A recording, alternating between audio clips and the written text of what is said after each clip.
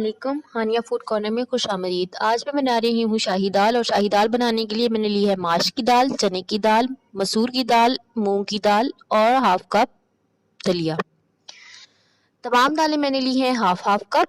और तमाम दालों में से मैंने कंकड़ अच्छे से निकाल के साफ़ कर लिए थे इन्हें।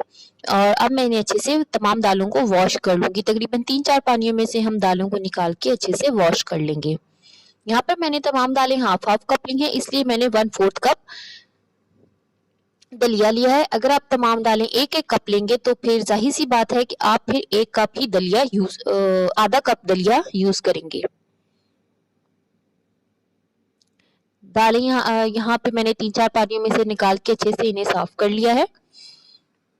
अब एक बड़े पतीले में पानी समेत मैं तमाम दालों को डालकर और इसमें मैं डालूंगी 1/4 कप हल्दी, 1/4 कप लाल कुटी हुई मिर्ची और 1/4 कप नमक डाल के हम इसे कवर करके रख देंगे तकरीबन 3 से 35 मिनट के लिए। एक दरमियाने साइज की प्याज को आधा कप देसी घी या मक्खन में अच्छे से ब्राउन कर लेंगे।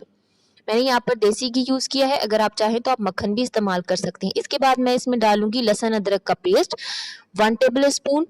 अच्छे से मिक्स करने के बाद मैं इसमें डालूंगी 3 बड़े साइज के टमाटर बारीक कटे हुए और इन्हें हम अच्छे से मिक्स कर लेंगे जब तक कि ये घी ना छोड़ दें। अब इसके बाद हम इसमें कुछ मसाले डालेंगे। मैंने डाला है हल्दी, लाल कुटी हुई मिर्ची, गरम मसाला, खुश्क धनिया और नमक।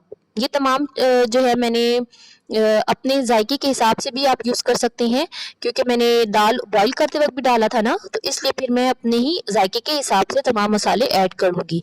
इसके बाद बॉईल की हुई दाल को हम इसमें तमाम मसालों में अच्छे से डाल के हम इसे मिक्स कर लेंगे।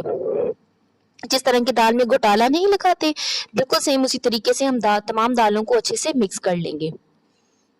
मिक्स करने के बाद हम इसे कवर करके रख देंगे करीबन 3 से 4 मिनट के लिए। और इसके बाद ये देखें जी, हमारी ज़बरदस्त सी शाही दाल तैयार है। हम इसे नान, रोटी, चपाती के साथ भी सर्व कर सकते हैं।